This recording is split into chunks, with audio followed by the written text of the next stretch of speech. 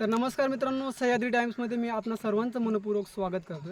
तर मित्रांनो, आता आपण जुन्नर तालुक्यातील तळेचेवाडीमध्ये आहोत आणि माझ्या पाठीमागे तुम्ही एक महावितरणचा ट्रान्सफॉर्मर पाहू शकतो. तर या महावितरणचा दयनीय जो कारभार आहे तो आज तुम्हाला दाखवतोय. खरं तर आता तळेचेवाडीमध्ये आहोत आणि गेल्या 1.5 वर्षापासून या महावितरणचा जो हा काही डीपी आहे त्याची जी परिस्थिती आहे ती आता आपल्या डोळ्यासमोर आहे. ही संपूर्ण परिस्थिती आता आपण पाहू शकतो. एकदम तारा देखील अशा लोंबकळलेल्या आहेत आणि काही तारा पाहू शकतो खाली तुटून पडलेल्या आहेत. आणि मित्रांनो, ही संपूर्ण वाट आहे आणि इकडे जर पाहिलं तर 2 विहिरी आहेत आणि ही जी वाट आहे ती पुढच्या ज्या काही वस्ती आहेत, लवाळी आहे, आडोशी आहे, यांना मिळतात. तर आत्ता आपल्यासोबत तळेचेवाडीमधील काही ग्रामस्थ आहेत, त्यांच्याशी चर्चा करूयात.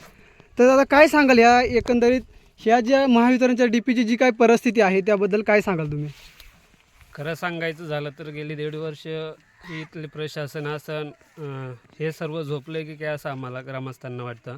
याचं कारण असं सांगता येईल की आम्ही वारंवार ग्रामसभा असेल ग्रामपंचायतीच्या अंतर्गत वारंवार तक्रार केली की आमचा जो DP आहे तो अतिशय नादुरुस्त आहे, त्याचं काम झालं पाहिजे. हे अशा तक्रारी देऊनसुद्धा त्याचं गेली 1.5 वर्ष काम झालेलं नाही आहे. आता ही जी वाट पाहतोय आपण, ही लवाळी वस्ती असेल, इकडे पाठीमागे रहदारीचं सगळं, हो, रहदारीचा रस्ता असून हे जे तळेचेवाडी ही पूर्ण पाणवठा इथे, आणि हे पाणवठ्यासाठी मग जे महिला असतील ते पाण्यासाठी सर्व ही प्रमुख वाट आहे.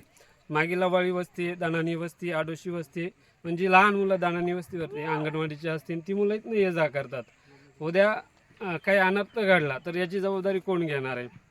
इथले प्रशासन असताना ते प्रशासनाला अजून देखील अशी घटना झाल्यानंतर जाग येणार आहे का, हा आमचा ग्रामस्थ म्हणून त्यांना सवाल असेल. पण बघतोय ग्रामपंचायत असेल, ग्रामपंचायतीने देखील वारंवार ही तक्रार महावितरण विभागाकडे पाठवली, परंतु ग्रामपंचायतीने पुढे काय झालं हे देखील आम्हा ग्रामस्थांना अजूनपर्यंत कळवलेलं नाही.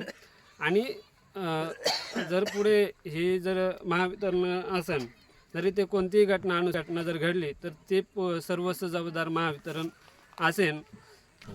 मला काय म्हणजे ही अशी अवस्था आहे, इथून जाता याचा लहान मुलं जातात. आता उन्हाळे म्हणून खालून जातात, पावसाळ्याचं सरासरी लोक इथूनच जात असतात आणि मग सारखी ये जायचं असते. आणि याला कंपाऊंड वगैरे काही नाही, ओपन होय. समजा शाळेतली मुलं इकडे ह्या वस्तीवरती जाणारी येणारी इथूनच जातात. त्यामुळं काही जर धोका घडला तर मग याला जबाबदार कोण असणार? तर ही DP ना इथून कुठंतरी दुसऱ्या ठिकाणी सुरक्षित आउटसाईडला गेली पाहिजे असं आमचा ग्रामस्थांचं म्हणणे. DP बाजूला करा, बाहेरली धोकादायक आहे.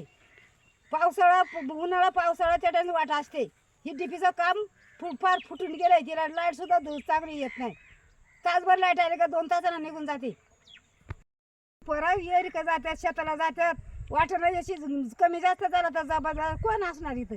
हा, तर दादा, आता ह्या डीपीची परिस्थिती अशी आहे, परंतु तुम्ही एकतर महावितरणला किंवा प्रशासनाला काय आव्हान कराल?